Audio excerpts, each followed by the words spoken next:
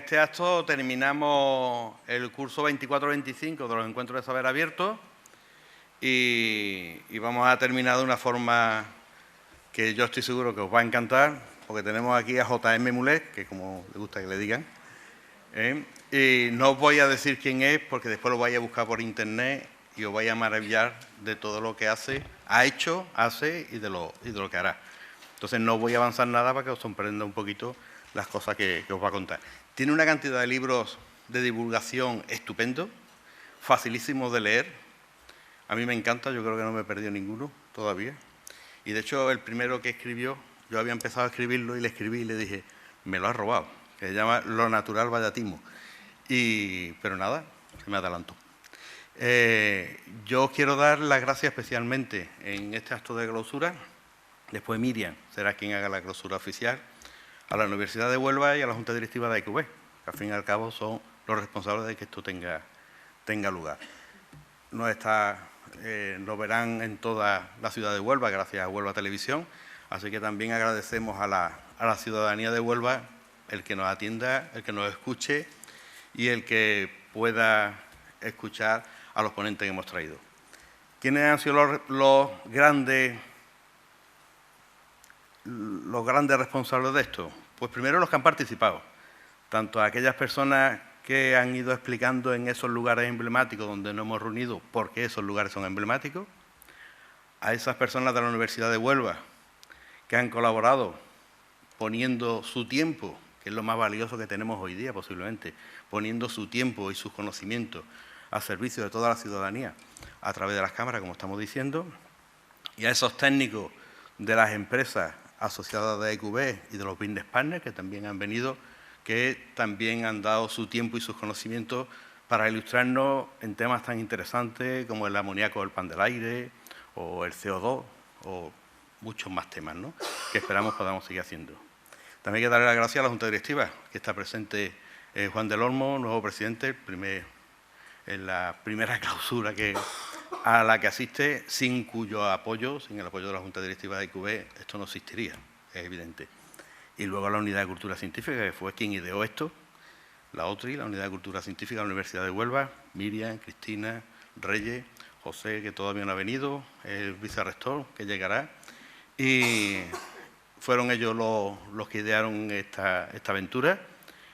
Ya hemos cumplido 3 aventuras completas y hemos ido mejorando, creo yo, y yo personalmente estoy muy satisfecho.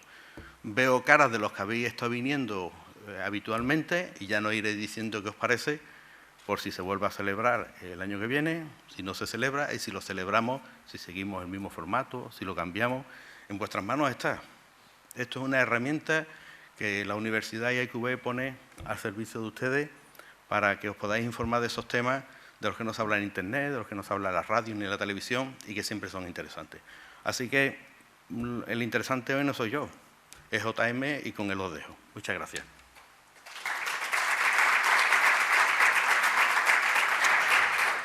Gracias. Bueno, gracias, Rafael. Después de esta presentación me toca hacerlo bien. Vaya tensión. Gracias por la presentación. Gracias por invitarme a Huelva, donde siempre me reciben muy bien. Os puedo decir que hoy he comido genial en casa de Santi, o sea que, Rafael, sigue invitándome las veces que quieras. Y Santi, gracias por invitarme a comer.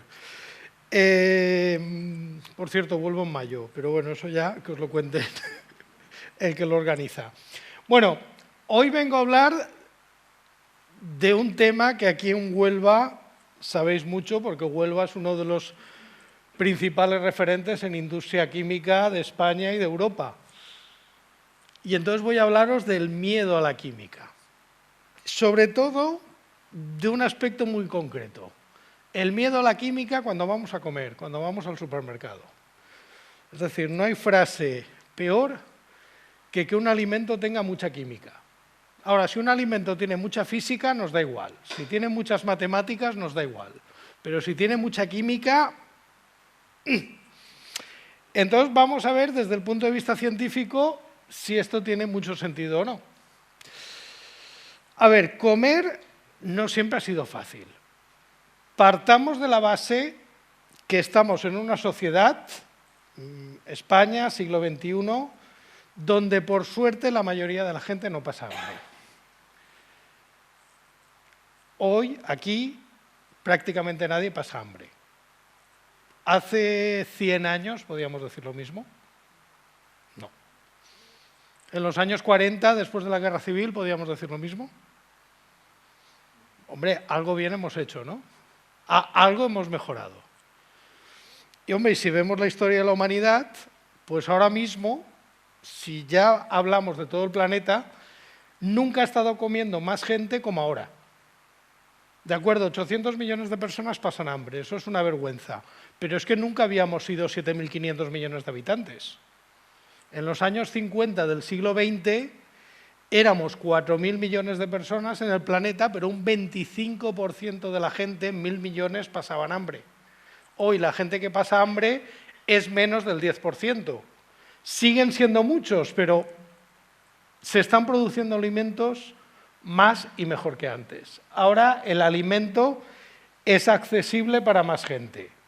Insisto, que haya gente que en el siglo XXI pase hambre es una vergüenza, pero no olvidemos que es mucha menos que toda la historia que llevamos detrás.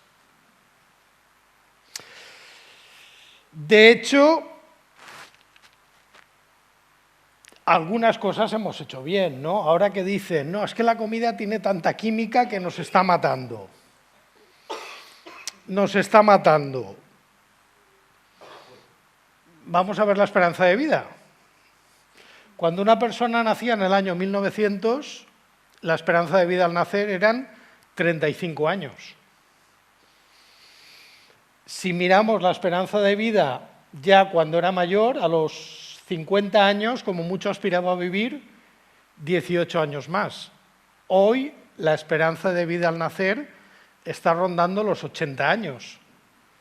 Se ha duplicado en poco más de un siglo. Y la esperanza de vida a edades, porque podéis decirme, no, pero es que claro, hay vacunas, hay medicinas, esto no tiene nada que ver con la comida. Para empezar una cosa, hasta 1970, los nacimientos se computaban a las 24 horas. La gente que se moría en las primeras 24 horas técnicamente no existía. Imaginaros cómo estarían las cifras de mortalidad infantil. Ahora que se computan todos, tenemos mayor esperanza de vida. Podéis decir que es por las vacunas, bueno, salvo que seáis Miguel Bosé o una cosa así, pero en fin. Podéis decir que es por las vacunas, podéis decir, pero la esperanza de vida de la gente de 60 años, a ver, ¿habéis visto la última de Misión Imposible? Tom Cruise tiene 62 años. Hombre, y está todavía de buen ver. Una persona de 60 años en el año 1900 ya se consideraba una anciana. Entonces, la tendencia sigue. Dicen, no, la comida nos está envenenando. Oye, pues si nos están envenenando lo están haciendo fatal, lo están haciendo de pena. Porque seguimos empeñándonos en no morirnos. Seguimos empeñándonos en vivir cada vez más. Por lo tanto, en este discurso de la que la comida nos envenena, alguna cosa no cuadra. No se ve el dato por ninguna parte. De hecho, en el mundo civilizado, ¿cuáles son las principales causas de muerte? Diabetes, cáncer y accidentes cardiovasculares. Curiosamente, enfermedades relacionadas no con falta de comida, sino con exceso de comida. Diabetes y accidentes cardiovasculares pueden relacionarse con malas dietas. Cáncer ya es un poco más controvertido, relacionarlo con dieta, depende. Pero el problema no es que la comida nos envenene, sino que estamos comiendo demasiada comida. Y de hecho las cifras de obesidad, sobre todo en gente joven, se están disparando.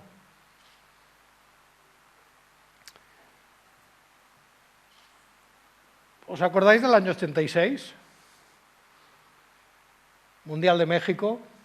España, como siempre, eliminada en cuartos contra Bélgica a penaltis. Falló el penalti Eloy. Algunos os acordáis, ¿no?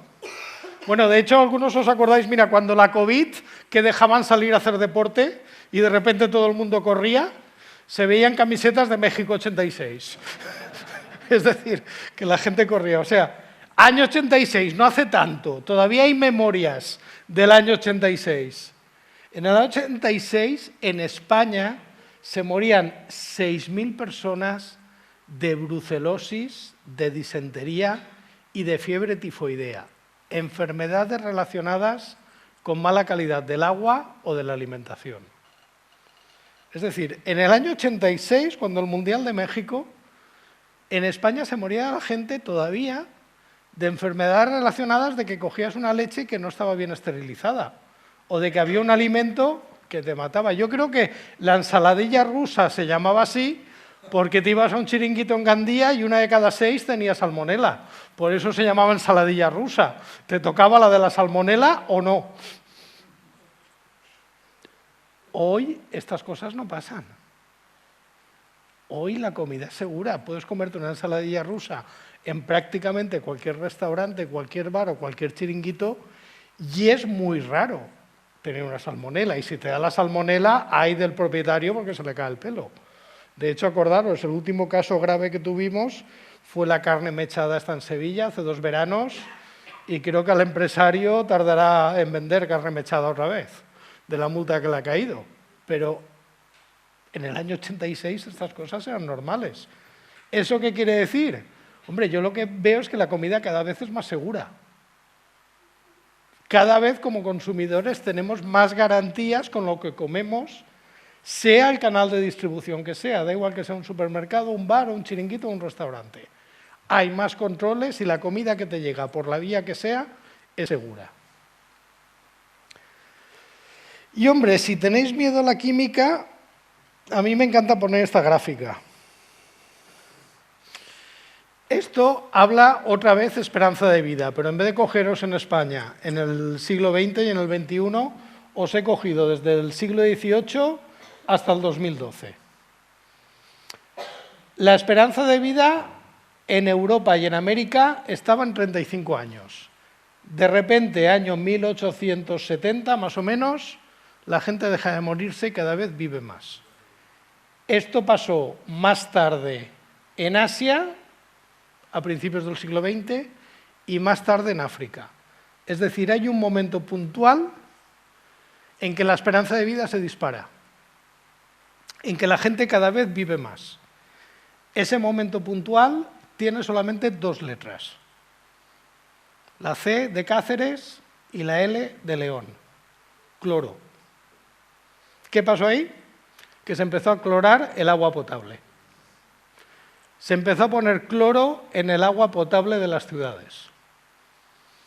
Como había cloro, ya no había cólera y ya no había tifus. Y de repente las epidemias de cólera desaparecieron, gracias a un elemento químico. El cloro es el elemento de la tabla periódica que aisladamente más vidas ha salvado. ¿Sabéis cuál es el segundo? El yodo, por todo el tema del bocio y la tiroides. Sabéis que en el interior de España, en el siglo XX, todavía había problemas de bocio y de enfermedades de tiroides. Cuando se empezó a yodar la sal de mesa, ha sido la intervención de salud pública que más éxito ha tenido. Por lo tanto, yo creo que ya es hora de decir que en Occidente tenemos la comida asequible, poca gente pasa hambre y la comida segura. Y estos son datos incontestables. Entonces, ¿por qué vemos estas cosas?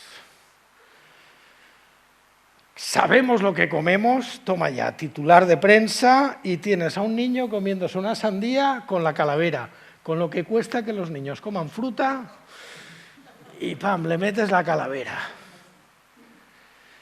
Que si nos intoxicamos, que si vacas locas, ¿os acordáis de las vacas locas?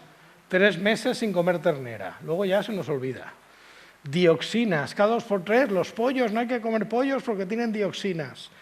Gripe aviar, que bueno, ahora parece que están otra vez hablando de la gripe aviar y todo esto. Tenemos alertas que aparecen y como aparecen desaparecen, pero ya nos hemos asustado todos. Ya nos han hecho entrar el miedo.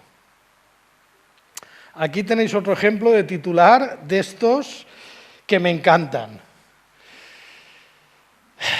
El trigo, ese veneno cotidiano que arruina nuestra salud. ¿Alguien de aquí ha comido trigo alguna vez? Creo que se utiliza para hacer una cosa, un alimento procesado, pan. ¿Suena? ¿Habéis comido pan alguna vez? ¿Alguien de aquí? El veneno ese que nos está envenenando. Resulta que comemos trigo y la gente que come trigo se envenena. Y claro, te dicen, económicamente no sería factible porque el trigo tradicional produce menos kilo por hectárea que el transgénico. Toma ya.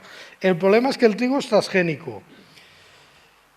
A ver, solo hay un detalle. Esta noticia ya es bastante antigua, es del 2012. En el 2012 y en el 2025 no había trigo transgénico comercializado. Bueno, en el 2025 hay, pero en Europa no. En el 2012 no había en ninguna parte del mundo.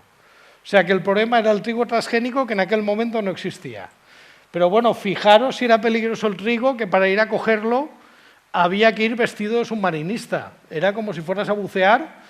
Y fijaros si era transgénico, que cualquiera diría que es una mazorca de maíz. Pero bueno, lo habían cambiado tanto que parecía maíz. Pero claro, todos estos mensajes están calando. Tú coges cualquier cadena de WhatsApp y un alimento que no deberías comer. Esto que venden en tal supermercado es un veneno y debería de estar... Y claro, tenemos un bombardeo constante. Claro, y esto hace que a la gente le calen estos mensajes. Y entonces, claro, cuando a la gente le calan estos mensajes, pues te encuentras cosas como estas. La cocaína lleva gluten. Soy celíaca y últimamente mis amigas al salir de fiesta están tomando cocaína. Yo también quiero tomar, pero tengo miedo que tenga gluten y me dañe la salud. ¿Lleva gluten toda? ¿Sabéis si existe cocaína sin gluten y si me será más cara? Claro, al final la gente se preocupa. A ver, esto es como el vino que lleva pesticidas y la gente dice, no, yo quiero vino ecológico que no lleva pesticidas. Y tú preguntas, ¿pero lleva alcohol? Sí, vale, pues ya está, ahí te lo dejo, lo del alcohol. O cosas como estas, consumidor habitual de cocaína y anabolizantes de 45 años. Le recomiendo la vacuna de la gripe y me dice que a ver si no tengo algo más natural, tipo homeopatía. Que la vacuna lleva mucha química y no se fía. Que lo ha visto en la tele. De las drogas no ha visto nada. La cocaína, todo natural. Vale, perfecto. Claro, ¿cuál es el problema? Combatir estos mensajes es complicado. El trigo es veneno. 4 palabras. Y ya te he sembrado la duda. Hombre, hay quien dice que el trigo es veneno. Hay quien... Algo habrá que hacer. A ver, ¿cómo va a ser veneno el trigo si llevamos comiendo... ¿Cuántas palabras llevo? ¿Llevo más de 4? Normalmente, el principio Brandolini dice que combatir una estupidez cuesta 10 veces más que decirla. Y es verdad, decir una estupidez es muy fácil, pero desmontarla es mucho más complicado. Y por eso estos mensajes son muy fáciles de lanzar y muy complicados de desmontar. Claro, entonces tenemos una división. Por una parte, la comida es segura y la comida es asequible. Pero al consumidor no le está llegando esta información. La información que le está llegando al consumidor es que tiene que estar asustado.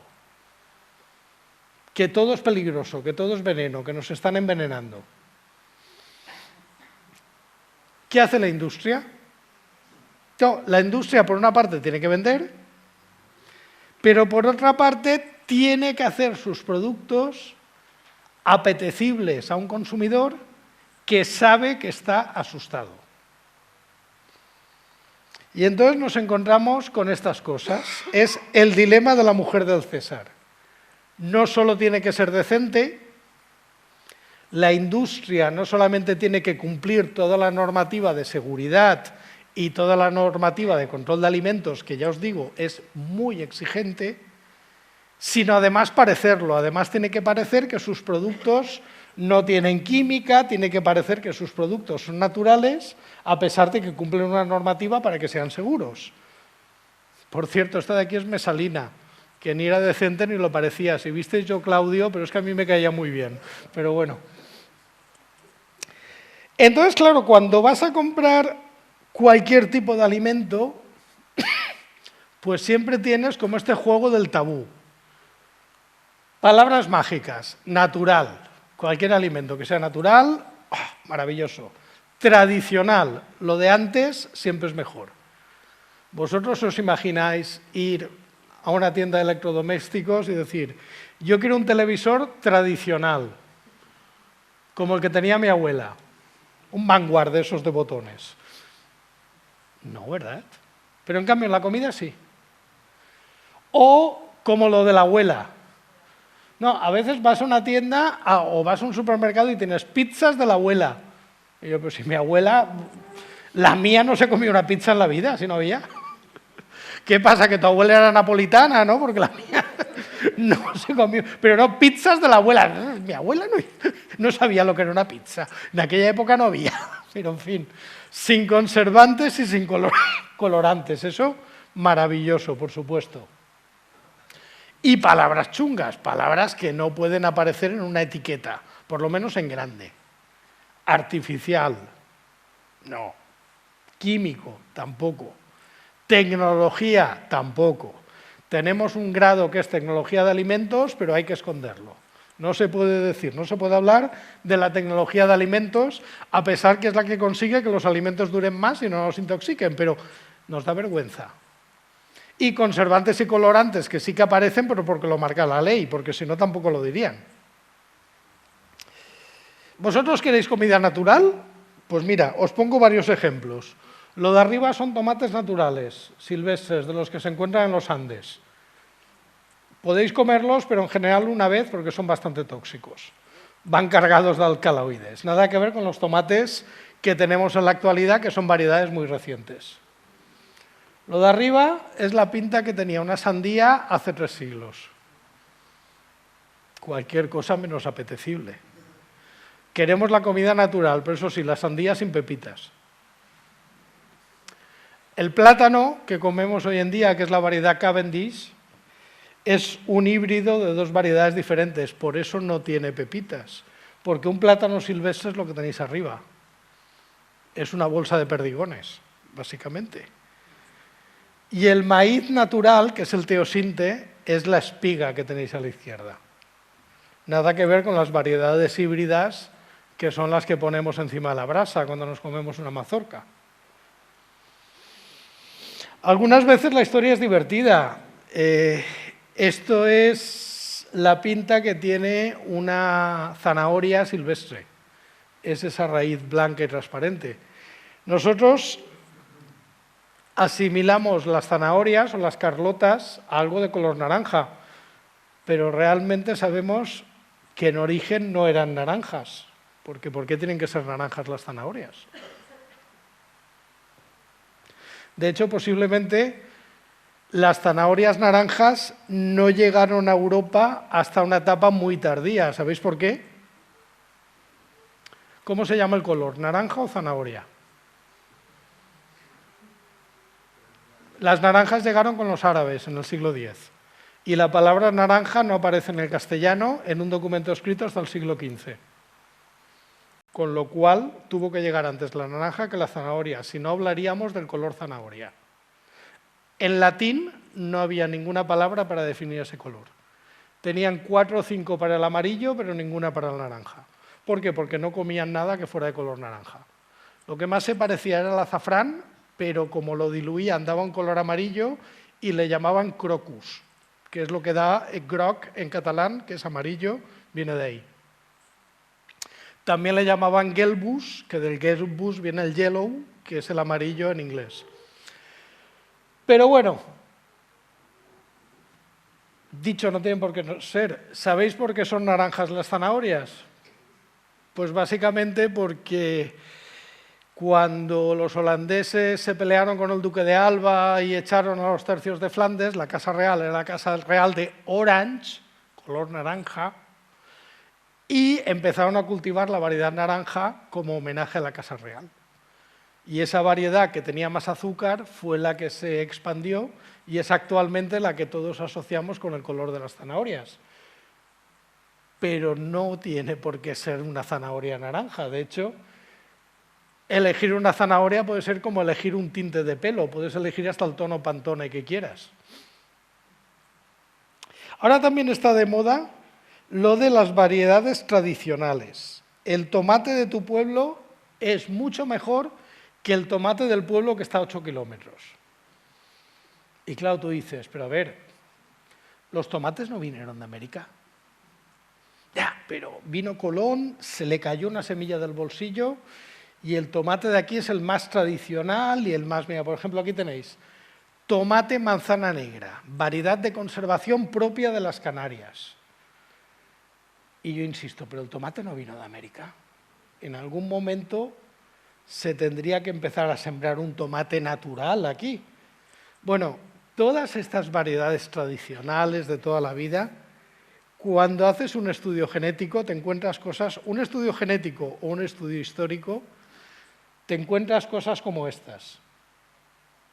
Esto es un anuncio publicado en el Diario de Avisos de Tenerife a principios del siglo XX.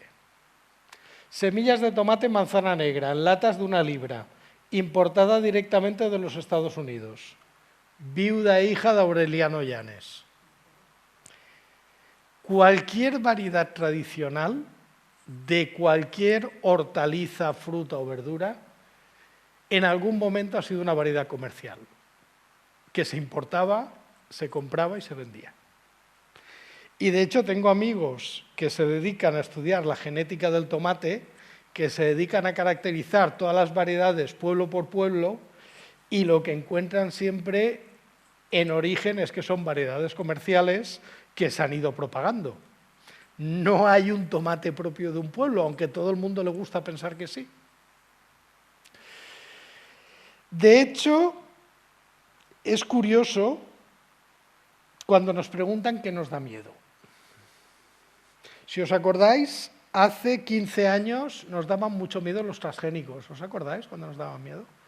De hecho, nos daba tanto miedo que se hizo una ley que nos obligaba a etiquetar si un producto era transgénico, que esa ley es muy cara porque hay que hacer controles, hay que tal. Supongo que cuando vais a la tienda, cuando compráis algo, buscáis en la etiqueta si tiene transgénicos o no. ¿No? Oye, pues deberíais, porque nos está costando una pasta. En fin, cuando lo de la pandemia nos pusimos una vacuna que nos inyectamos todos aquí, yo me inyecté 2 o 3, y era transgénica y nadie se quejó. Y hombre, no me digáis, no, yo no me vacuné porque era transgénica, porque viendo los números, aquí se ha vacunado hasta el perro de Miguel Bosé. Si no, a mí los números no me salen, si no, no me cuadran. Bueno, el miedo a los transgénicos ya se nos ha pasado. Ya nadie mira la etiqueta, les da igual. A pesar de que metimos una legislación porque nos daba miedo monstruosa. De hecho, cuando hacen el Eurobarómetro, siempre sale por debajo. Antiguamente, hace 20 años, ingredientes modificados genéticamente era el principal miedo. Ahora ya es el último y está a punto de caerse de la lista. ¿Qué es lo que más miedo le da al consumidor español y al consumidor europeo? Que la comida tenga residuos de pesticidas. Eso nos asusta, de eso nos quejamos. ¿Por qué no le hacemos esta pregunta a la autoridad que se encarga de controlar los residuos de pesticidas que tiene la comida? Hay un sistema de alerta rápida que nos dice cada vez que se retira una partida de alimentos por qué motivo es. La pregunta es, ¿se retiran muchos alimentos porque tienen residuos de pesticidas? ¿Están llegando los residuos de pesticidas a los alimentos? La verdad es que no. ¿Sabéis cuál es el mayor quebradero de cabeza y el mayor problema de las autoridades alimentarias y lo que más retiradas de productos supone? Micotoxinas. Aflatoxina, crotoxina, que suelen contaminar cereales y frutos secos. Y por detrás, Salmonella y Campylobacter. Campylobacter principalmente la carne de pollo, Salmonella hubo una esta semana con unos torreznos. No sé si lo habéis visto en las noticias. Curiosamente todo de origen natural. Curiosamente todo bichos del mundo, bichos del campo. Hay retiradas por contaminación con pesticidas no autorizados, sí, pero muy pocas, comparadas con las contaminaciones de origen natural irrelevantes. Curiosamente, la gente está preocupada por los restos de pesticidas. ¿Conocéis a alguien que vaya al supermercado? Estoy preocupado por las micotoxinas. No quiero comprar nada que tenga aflatoxinas. Pues ya os digo que si trabajáis en seguridad alimentaria, eso sería lo que os quitaría el sueño. ¿Cuál es el problema? Pues el problema es que cuando la opinión pública mira para un sitio y los datos miran hacia otro, la presión pública puede hacer que no invirtamos los recursos. Ya os he puesto el ejemplo de los transgénicos. Tenemos una ley que obliga a etiquetar transgénicos, cuesta millones de euros hacerla cumplir y hacer todos los controles, pero luego son etiquetas que a nadie le preocupan. Un producto no es bueno o malo, más seguro o menos seguro, tiene mejor o peor calidad por llevar transgénicos. Yo me preocuparía más por el azúcar que lleva o por las grasas que lleva, ya os lo digo. Y tenemos muchos ejemplos. ¿Os acordáis del miedo al bisfenol A? Todos asustados. Queremos plásticos sin bisfenol A y de repente, cuando hay miedo por bisfenol A, siempre hay alguien que gana dinero. De repente, el primero que pone la etiqueta más grande de sin bisfenol A parece que sea el mejor producto. ¿No habéis visto etiquetas sin bisfenol A? Curiosamente, no hay ningún dato epidemiológico que nos diga que hay algún problema con los disruptores endocrinos. Todos son datos in vitro. No es como el tabaco, que sí que había datos epidemiológicos muy claros de que la gente que fumaba se moría antes. Todo lo que sabemos de disruptores endocrinos viene de estudios in vitro. Pregunta, cuando veis una etiqueta sin bisfenol A y sigue siendo de plástico, ¿cómo han hecho ese plástico? ¿Qué lleva? Porque bisfenol A no lleva, porque claro, hoy en día no puedes etiquetar una cosa que sea falsa, eso está controladísimo. Hay una corriente de opinión en contra de bisfenol A. La industria que quiere hacer su producto atractivo te crea una etiqueta que pone sin bisfenol A, sabiendo que hay gente que va a comprar eso. Pero insisto, el bisfenol A es un componente de ciertos plásticos de los envases alimentarios. Cuando una etiqueta lleva sin bisfenol A, ¿qué lleva? Pues lo que llevan son bisfenol F y bisfenol S, que como veis son moléculas tremendamente parecidas. Pero como no son bisfenol A, puedes etiquetar bisfenol A. ¿Cuál es el problema? ¿Cuánto tiempo llevamos utilizando bisfenol A? Varias décadas. Tenemos mucha información, sabemos tal. ¿Qué sabemos del bisfenol F y del bisfenol S? Casi nada. Pero cumple la normativa a día de hoy. En algún momento se verá que si alguno de los dos es peligroso, hay que cambiarla. Por lo tanto, ¿qué es más seguro? ¿Un producto con bisfenol A o un producto que pone sin bisfenol A? Pues hombre, bisfenol A por lo menos sabes a lo que vas. Y sabemos que no hay ningún estudio epidemiológico ni ninguna relación con ninguna enfermedad. Sabemos que hay estudios in vitro, con unas condiciones de exposición que igual no son nativas. Con bisfenol F y bisfenol S sabemos casi nada porque son moléculas que se utilizan desde hace muy poco. Otro miedo. Aceite de palma. Ay, ¿os acordáis? Fue hace 4 o 5 años, justo antes de la pandemia. La gente como loca buscando chocolate con aceite de palma para no comérselo. Porque había salido un estudio que decía que el aceite de palma era imprescindible para que se desarrollaran las metástasis. ¿Os acordáis de la fiebre del aceite de palma hace 4 o 5 años? A ver, el aceite de palma es un aceite que se utiliza mucho en industria. ¿Por qué? Es barato. Como es barato, pues hombre, mejor poner aceite de palma que de oliva, que es caro. Segundo, no deja sabor.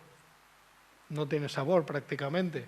Por lo tanto, si tú necesitas poner un aceite, por ejemplo, en un dulce, si tú haces un chocolate con aceite de oliva, sabe a aceite de oliva, no sabe a chocolate. Pero si lo haces con aceite de palma, sabe a chocolate. Y tercero, tiene una peculiaridad muy interesante para los dulces. Su temperatura de fusión está alrededor de los 30 y pico grados. Eso quiere decir que te pones el chocolate y se funde en la boca, lo que da una sensación muy agradable. A todo el mundo le gusta. ¿Vosotros mordéis el bombón o lo deshacéis? Porque aquí hay dos equipos, los que lo muerden y los que lo deshacen. Pues los del equipo deshacer es gracias al aceite de palma. Por eso se utiliza mucho, pero de repente es cancerígeno. Ahora vamos al estudio original. El estudio original, para empezar, no habla del aceite de palma. Habla del ácido palmítico. El ácido palmítico, es verdad, es el componente principal del aceite de palma. Pero ojo, tú el aceite de palma te lo comes, lo degradas en el estómago, lo cortas en moléculas pequeñas, lo absorbes por el intestino. Lo que hablaba el estudio era un estudio en células, pero el ácido palmítico no se absorbe como tal. Es decir, el ácido palmítico que tú comes, el que llega a las células, no tiene nada que ver. Por lo tanto, ese miedo al aceite de palma hubiera sido más útil decir, no, si es que lo que no es sano no es el aceite de palma, es lo que lleva aceite de palma. No tiene sentido que te metas una caja de bombones libre de aceite de palma, porque es una caja de bombones que tiene un montón de calorías, te comes uno, no la caja entera. Claro, como no tiene aceite de palma, es sano, venga, bombón para adentro. No, eso no es plan. Pero el aceite de palma creo que tiene un 90-95% de ácido palmítico. Por cierto, ¿vosotros freís o cocináis con aceite de palma? No. ¿Utilizáis aceite de oliva? 10% de ácido palmítico. ¿Cuál es la principal fuente de ácido palmítico en la dieta española? El aceite de oliva, que tiene un 10% de ácido palmítico. ¿Visteis algún titular, el aceite de oliva es cancerígeno? Vamos, como se os ocurra, sale media Andalucía en armas detrás de ti. Toda la provincia de Jaén con la escopeta, como alguien. Pero técnicamente hubiera sido lógico, porque a ver, aquí nadie come aceite de palma, salvo en los bombones, pero todo el mundo cocina con aceite de oliva. O sea, ¿tú consumes 10 veces más aceite de oliva que de palma? Pues fácilmente sí. Por lo cual, la principal fuente de tu dieta de ácido palmítico no son los bombones, es el aceite de oliva. Claro, esa parte ya nadie la dijo. ¿El ácido palmítico es cancerígeno? No. Esto lo que se vio es un estudio in vitro, un estudio a nivel de biología básica que no tenía nada que ver con un estudio nutricional, pero luego hay que ver población que come aceite de oliva, población que no come aceite de oliva, porque entre que lo come se llega a la célula, hay toda una serie de pasos muy complejos. Cuando este estudio era un estudio que se había hecho en células. No tiene nada que ver con un estudio nutricional, son diferentes parámetros. Pero claro, un titular así llamativo vende mucho. Y gustaba mucho. De hecho, por la misma época salió publicado un estudio que la asparagina también era necesaria para la formación de metástasis. Asparagina, un aminoácido que está muy presente en los espárragos, de ahí su nombre, y ese titular, por lo visto, no hizo ningún titular que valiera la pena. A nadie le interesó y podría ser lo mismo. Luego, a veces, es muy divertido cómo el miedo nos puede hacer una cosa y la contraria. Aquí las aguas son muy duras. No. Yo es que vengo de Valencia. En Valencia una lavadora te dura 5 años. Y como te dejes el grifo goteando, te sale una estalactita. En serio, no es broma. De las bañeras hay que quitar las estalactitas si gotean, porque el agua allí es pura cal. Pues hay gente que piensa que esto de la cal es malo y entonces hay gente que se forra vendiendo filtros para quitar la dureza del agua, para quitar el calcio y el magnesio. Y de hecho hay mucha gente que tiene instalaciones de ósmosis inversa y bueno, filtros de estos tipo Brita que te quitan la dureza del agua, se venden como churros. O sea, la dureza del agua es calcio y magnesio.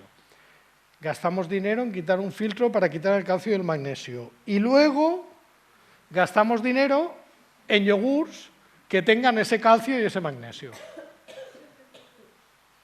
Lo quito de aquí y lo pongo aquí.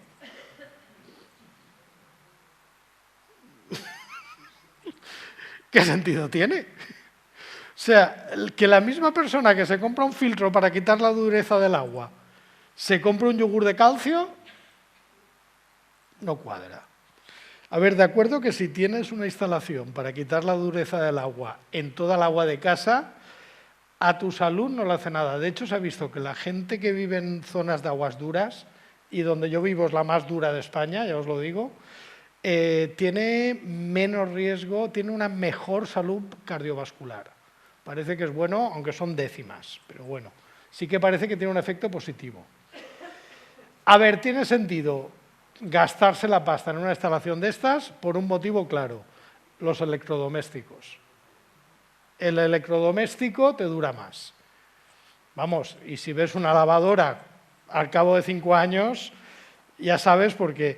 Pero por un tema de salud, eliminar la dureza del agua, al contrario, el calcio y el magnesio es bueno. Sí que es verdad que el calcio y el magnesio libre, el que hay en el agua, tiene una absorción mucho peor que el del yogur, que va quelado con una molécula para que se absorba mejor. Pero obviamente, si estás tomando un agua con calcio y magnesio, es mejor que un suplemento con magnesio, pero bueno. Y sigo insistiendo en el peligro de fijar la atención en lo que no es importante y luego olvidarnos de lo que es importante. Hará 3 o 4 veranos cuando se puso de moda otra vez lo de la leche cruda, que querían volver a la leche cruda y decían, no, es que mi abuela se compraba la leche en la vaquería. Sí, ¿y qué es lo primero que hacía cuando llegaba a casa? Hervirla 3 veces y sacar la nata, que la utilizaba para hacer bizcochos. ¿Os acordáis, no? Es decir, la abuela compraba leche cruda, pero la hervía. Pero en cambio aquí la moda es comprar leche cruda y consumirla cruda. Se puso de moda, por suerte efímera, porque en Estados Unidos se había empezado en algunos estados a vender leche cruda. Ojo, sí que es verdad que había estados en Estados Unidos que vendían leche cruda, pero la leche venía con esta advertencia. Ojo, este producto no ha sido pasteurizado, puede contener bacterias dañinas. Mujeres embarazadas, niños, gente mayor y personas inmunodeprimidas tienen riesgo elevado si utilizan este producto. Hostia, yo casi prefiero fumar, acabas antes. O sea, ¿qué sentido tiene arriesgarse para beber un producto que ya sabemos que es inseguro? A ver, si en el año 86 la gente se moría de brucelosis y la brucelosis venía principalmente por la leche. Pues nada, se puso de moda en Estados Unidos, aquí tuvo una fama muy efímera, por suerte, pero hay gente que en el pecado lleva la penitencia. Lo que pasó en Estados Unidos fue que el grupo de senadores que apoyó aprobar la venta de leche cruda en el estado de Virginia Occidental, para celebrarlo brindaron con leche cruda y acabaron en el hospital todos. Se intoxicaron directamente en la celebración. Luego nos pasa al revés. Cuando una palabra nos gusta, esa palabra, boom, boom, boom. Aquí tenéis, por ejemplo, fibra, 24 horas con alto contenido en fibra. Tenemos fibra que salta en fibra. ¿Qué pasa? Fibra es una palabra que los publicistas saben que gusta, que entra bien. Pues hay que repetirla. Ingredientes, leche, 125%. Toma ya. Más leche de la que cabe. Ni apretándola cabe tanta leche. ¿Por qué? Porque leche también es una palabra que nos suena bien. Este me encanta. Lactobacillus casei. Sistema inmunitario. Y ojo que tenéis 3 manchas de leche, 1, 2, 3, y la cuarta es un asterisco. Parece una mancha, pero es un asterisco. Este producto de Actimel, bueno, Actimel fue la marca, este que os he puesto aquí es la marca blanca, pero para el caso es lo mismo. Este producto es uno de los mayores éxitos de marketing. El producto en origen es japonés, es un preparado lácteo con bastante azúcar, pero si os acordáis, cuando se lanzó la campaña hace ya bastante tiempo, que salía Susana Griso y tal, tenía unos bichitos que eran el Lactobacillus casei que activaba el sistema inmune. Y entonces salían niños con la bicicleta mojándose y salían abueletes en la playa nadando con la botellita. Una botellita que parecía un medicamento, no parecía un yogur. Eso estaba pensado, no era casualidad. Y tal. Problema, el Lactobacillus casei con el sistema inmune ni se conocen, ni los han presentado, ni tienen nada que ver. No hacía nada. Por lo tanto, EFSA, multazo Actimel por publicidad engañosa. Pero ¿qué pasa? Que había calado, que la gente se compraba el Actimel pensando que Superman iba a volar, eran las espinacas de Popeye, porque ya le habían dicho que el sistema inmune, vamos, eso era.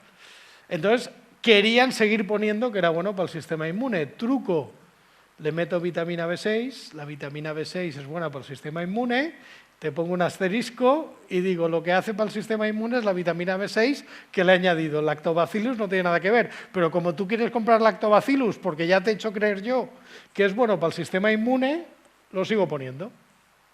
Luego, aparte, en la etiqueta salían defensas tal, cansancio para abajo. Hostia, igual que las anfetaminas. ¿Esto no es doping?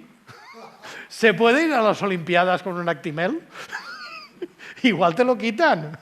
Porque si te quita el cansancio, hostia, alguien que esté corriendo una maratón, 2 Actimeles y a bebé viquila, como un keniata, de estos que baten los récords.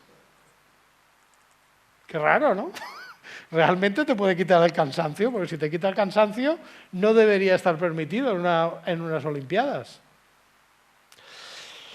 Luego está cuando retuerces la ley. Artesana, ya hemos quedado que es una palabra preciosa. Cualquier cosa de artesanía es mejor. ¿Qué pasa? Esa palabra no estaba regulada, se podía utilizar, hasta que llega un momento que sale una ley que regula qué puede ser artesano y qué puede ser no serlo. ¿Qué pasa? Las patatas fritas de bolsa no podían ser artesanas. No pasa nada. Tenemos artistas en la casa. Le pones un puntito en la I y si os fijáis a la izquierda no pone artesanas, pone artesancis. Fijaros en el puntito en la I. Y ya cumplimos la ley, sin problemas. De las artesanas a las artesancis. Hasta el mismo señor.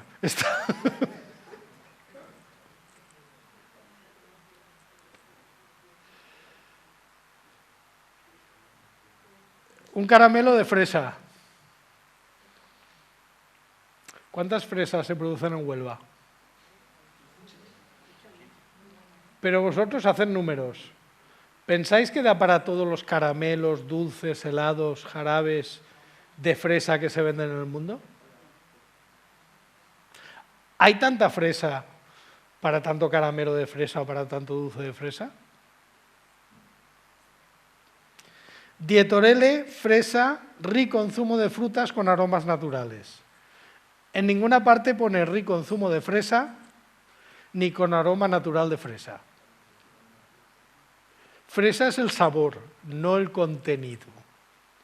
Que sepáis que prácticamente nada que se utiliza en dulces, en golosinas y en helados de fresa lleva nada de fresa, cero. El sabor de fresa se hace normalmente con raíz de lirio y con un poco de almendra amarga. El sabor típico del chupa chup koyak, que todos reconocéis, ese lleva un poco de almendra amarga. Sí, hombre, yo es que ya tengo unos años.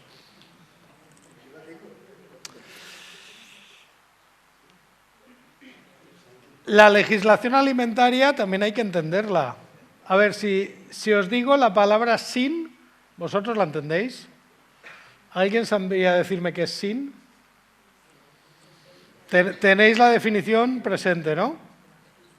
Vale, explicadme esto.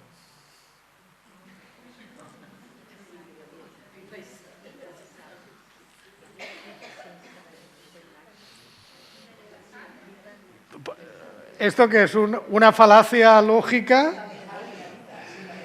Si fuera en matemáticas sería un límite asintótico, estaríamos dividiendo por cero. Pero, a ver, en legislación alimentaria, para tú poner la etiqueta sin, quiere decir menos de. Es decir, si no llegas a cierto nivel, puedes decir sin. Claro, esto no es algo que esté interiorizado por la gente. Tú te piensas que sin es cero. Sin en alimentación nunca quiere decir cero.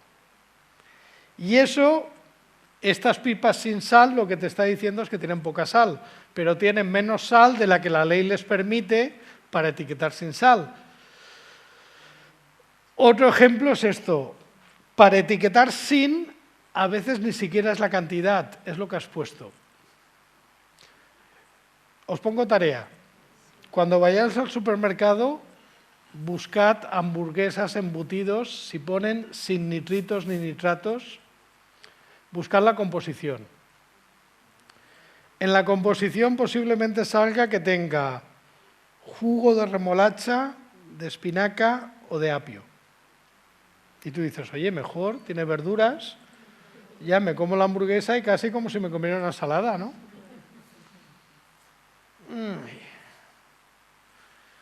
¿Sabéis? De forma natural, porque además son justo estos tres, no vais a encontrar ni tomate, ni zanahoria, ni lechuga, siempre es remolacha, apio y espinaca. De ahí no salimos. ¿Sabéis de forma natural que acumulan la remolacha, el apio y la espinaca? Nitritos. ¿Cuál es el truco aquí? Yo no le pongo nitritos, pero le pongo un componente que sé que de forma natural tiene nitritos.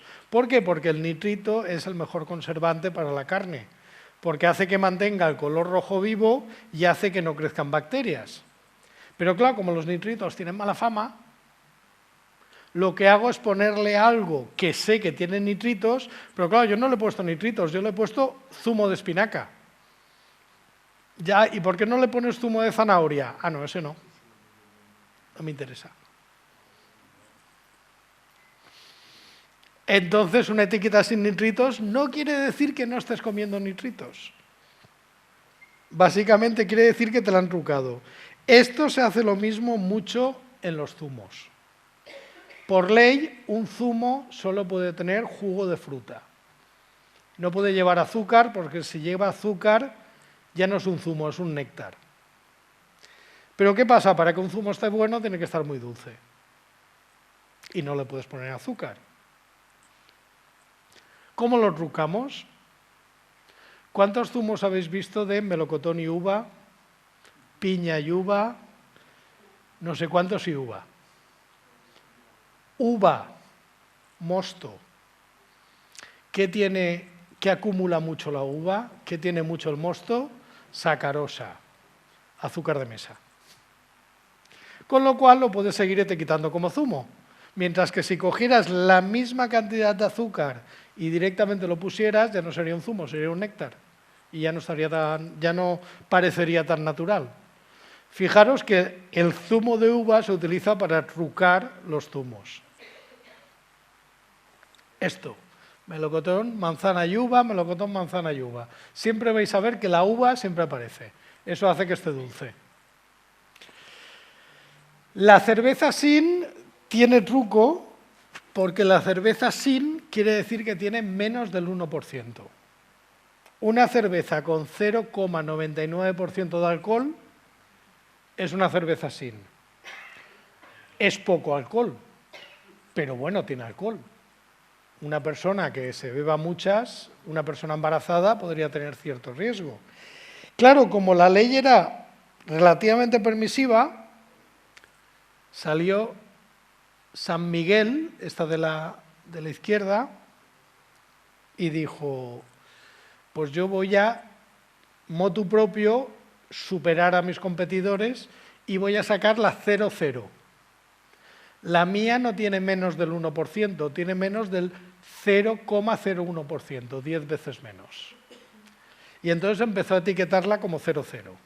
¿Qué pasa? Que como triunfó, porque tenía menos alcohol que el que permitía la ley, las demás empezaron a sacar su 0,0. Y veis todas estas 0,0 que hay.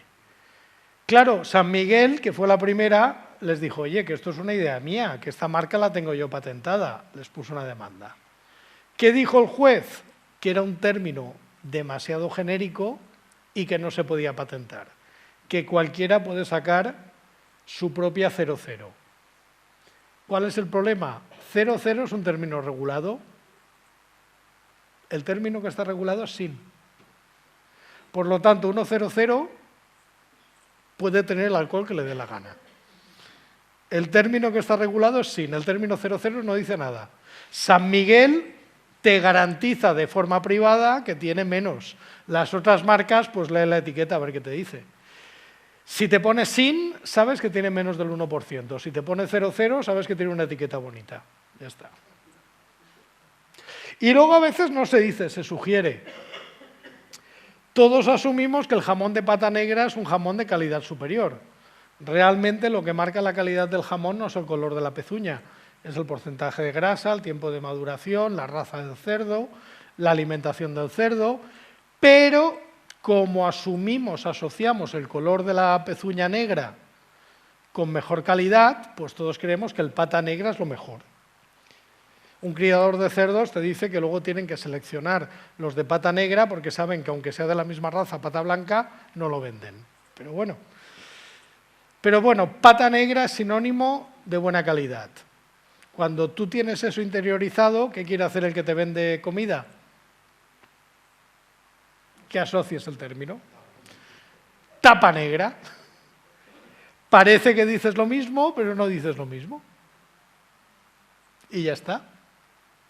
Luego, por favor, cuando hagáis etiquetas, cogedme un poco el diccionario. Sin conservadores, el tomate más rojo, el más progresista. De repente te encuentras un tomate frito sin conservadores. ¿Qué es? ¿Un tomate de izquierdas? Porque es que si no, no se entiende. No, a ver, la palabra es conservantes, la que utilizamos. Conservador es una ideología política. O estos productos alarmados electrónicamente, que están asustados. Por favor, un poco de rigor lingüístico. Y nada, esto quería contaros. Muchas gracias.